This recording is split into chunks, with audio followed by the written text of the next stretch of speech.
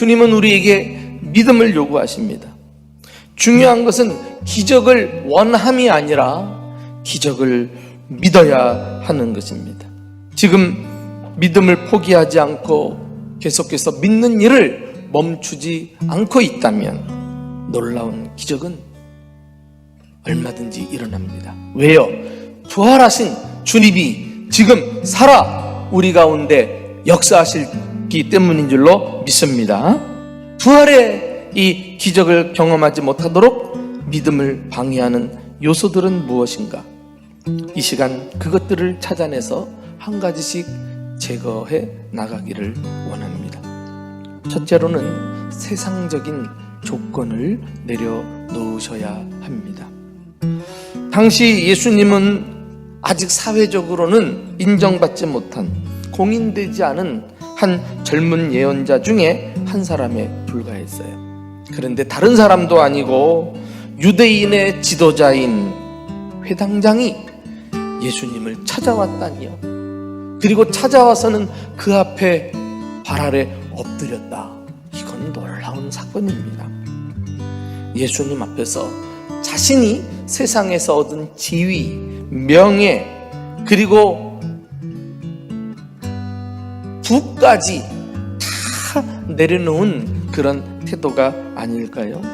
그는 무엇을 위해서 발 아래 엎드렸습니까? 바로 딸을 고치기 위해서 자신의 모든 것을 버리기로 결단한 것입니다. 우리는 어떤 자세로 주님을 믿어야 하겠습니까? 이 믿음에 있어서 우리 발목을 붙잡는 게 무엇입니까?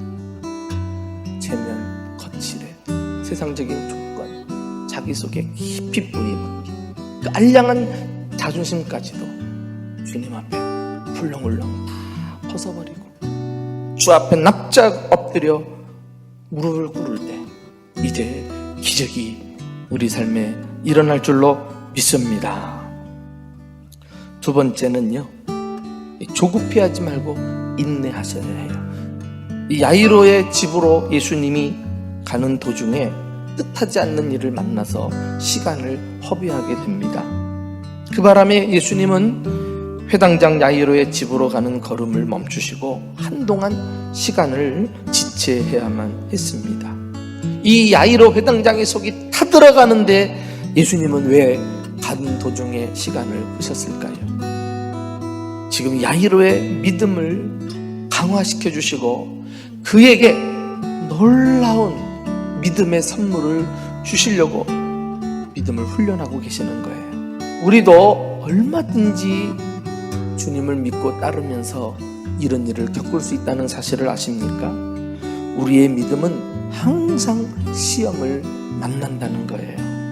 아무리 기도해도 응답되지 않고요, 오히려 문제가 더 악화되는 경우가 있습니다. 교회 나오면 문제가 해결될 줄 알았는데 해결은커녕 더 큰 어려움이 계속해서 닥쳐와요. 자, 이런 일이 오면 우리는 보통 어떻게 반응합니까? 만일 여러분들이 이런 경우를 당하는 일이 있더라도 절대 당황하지 마세요. 여기서 믿음의 행진을 멈추면 안 돼요. 예수님은 제일 중요한 게 지금 야이로와 함께 있다는 거 아니겠어요? 주님이 살아 나와 함께 계심을 믿을진데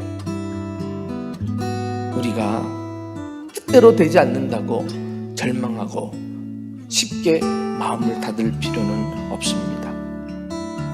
마지막으로 우리는 상황에 따라서 휘둘려서는 안 돼요. 마침내 예수님은 야이로의 집으로 들어가십니다. 야이로의 집에서는 난리가 났어요. 이미 많은 사람들이 그 집에 모여서 통곡하고 있습니다. 그도 그럴 것이에요. 아이의 죽음은 온 가족들과 주위 사람들을 슬프게 했던 것입니다. 예수님은 죽은 소녀를 보고 죽은 것이 아니라 잔다, 언제든지 다시 일어날 수 있는 사실을 전제한 표현이 아니겠어요? 그러니까 예수님은 문제를 문제로 보지 않고 하나님의 기적이 일어날 기회로 보았어요. 이것이 바로 믿음의 눈인 것입니다. 믿음의 눈은 어떤 상황에서도 긍정적으로 봐요. 창조적이고 생산적인 것을 생각하는 사람이에요. 그렇습니다. 성도들은 믿음으로 현실을 보는 눈을 가지고 살아야 합니다. 이것이 안 믿는 사람하고 다르다니까. 눈에 보이는 현 상황뿐만 아니라 그 이면에서 활동하시는, 살아 역사하시는 주님을 볼 수 있어야 해요. 그러면 생각이 달라지고 말이 달라지고 행동이 다르단 말이에요. 바라기는 2020년 부활절을 맞아 우리 대전중부교회로부터 시작해서 달리다 굼의 역사가 일어날 수 있기를 주님의 이름으로 축원합니다.